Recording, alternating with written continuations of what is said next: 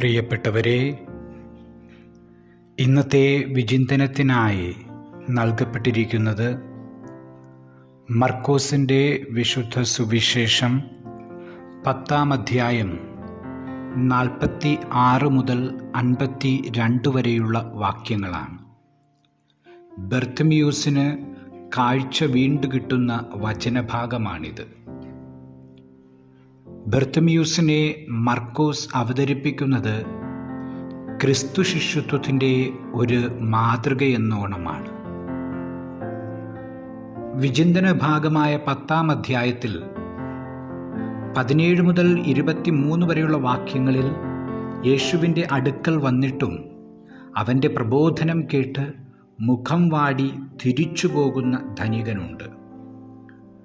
10-ാം അധ്യായം 28-ാം വാക്യത്തിൽ ക്രിസ്തുവിനെ അനുഗമിക്കുന്നതിന് പ്രതിഫലമെന്തെന്ന് ആരായുന്ന പത്രോസുണ്ട്. 10-ാം അധ്യായം 35 മുതൽ 45 വരെയുള്ള വാക്യങ്ങളിൽ ശിഷ്യത്വത്തെ പ്രതി സ്ഥാനമാനങ്ങൾ ആഗ്രഹിക്കുന്ന സെബദീപുത്രന്മാരുണ്ട്. ഇവർക്ക് വിപരീതമായി 4-ാമതായി കാഴ്ച ലഭിച്ച ഉടനെ യേശുവിനെ അവൻ്റെ പീഡാസഹനത്തിൻ്റെ ജെറുസലേമിലേക്കുള്ള വഴിയിൽ അനുഗമിക്കുന്ന ബർത്തിമിയൂസിനെ ഇന്ന് നാം കണ്ടുമുട്ടുന്നു. യേശു ബർത്തിമിയൂസിന് കാഴ്ച നൽകുന്ന സംഭവത്തെ മർക്കോസ് തൻ്റെ അനുവാചകന് ക്രിസ്തു ശിഷ്യത്വത്തെക്കുറിച്ച് ഉൾക്കാഴ്ച നൽകുന്ന ആഖ്യാനമാക്കി മാറ്റുന്നു. ഇതിൽ നിന്നും 5 ശിഷ്യത്വഭാവങ്ങൾ ശ്രദ്ധേയമാണ്. 1. 10-ാം അധ്യായത്തിൽ ധനികനോട് യേശു സംസാരിക്കുന്നതും പീഡാസഹനത്തെക്കുറിച്ചുള്ള 3-ാം പ്രവചനം നടത്തുന്നതും ജെറുസലേമിലേക്കുള്ള വഴിയിൽ വച്ചാണല്ലോ. ക്രിസ്തുവിൻ്റെ വഴി പീഡാസഹനത്തിലേക്കുള്ള വഴിയാണ്. അന്ധനായ ബർത്തിമിയൂസും വഴിയരികിൽ ഇരിക്കുന്നതായി മർക്കോസ് രേഖപ്പെടുത്തുന്നു. വഴിയരികിൽ അവൻ ഇരിക്കുന്നത് പ്രതീക്ഷയോടെയാണ്. ജീവിതം നൽകിയ അന്ധതയെന്ന നിർഭാഗ്യത്തിൻ്റെ വഴിയിലും ബർത്തിമിയൂസ് പ്രതീക്ഷയോടെ ഇരിക്കുന്നു. ആ പ്രതീക്ഷ അവനെ നിരാശനാക്കുന്നില്ല. ദൈവത്തിൻ്റെ ഇടപെടലിനു വേണ്ടി ജീവിതത്തിൻ്റെ നിർഭാഗ്യങ്ങളിലും പ്രതീക്ഷയോടെ ഇരിക്കുന്നവനാണ് ഒരു യഥാർത്ഥ ക്രിസ്തു ശിഷ്യൻ. 2. ധനികനായ മനുഷ്യനും സെബദീപുത്രന്മാരും യേശുവിനെ ഗുരു എന്ന് വിളിക്കുമ്പോൾ അന്ധനായ ബർത്തിമിയൂസ് യേശുവിനെ ദാവീദിൻ്റെ പുത്ര എന്നാണ് വിളിക്കുന്നത്. അത് ഒരു മിശിഹാ ശീർഷകമാണ്. ഒരു യഥാർത്ഥ ക്രിസ്തു ശിഷ്യൻ യേശുക്രിസ്തുവിൻ്റെ ദൈവത്വം അംഗീകരിക്കുന്നവനും പ്രഘോഷിക്കുന്നവനുമാണ്. 3.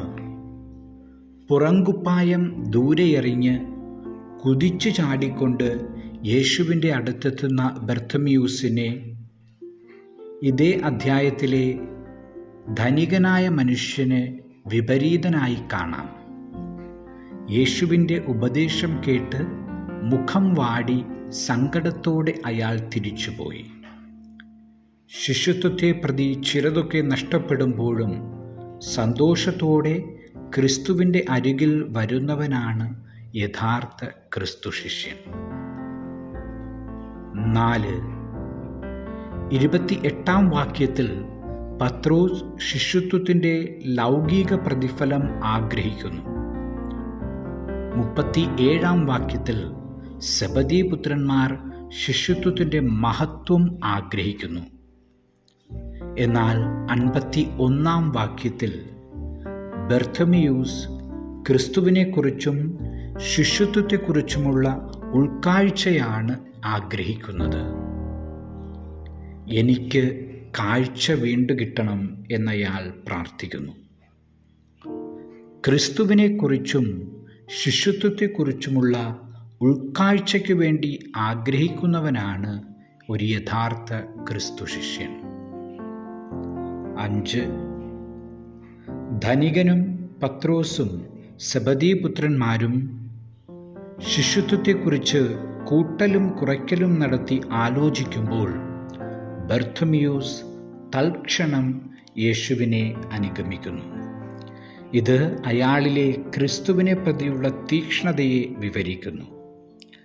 ക്രിസ്തുവിനെ പ്രതിയുള്ള യഥാർത്ഥ തീക്ഷ്ണതയാണ് ഒരാളെ യഥാർത്ഥ ക്രിസ്തു ശിഷ്യനാക്കുന്നത്.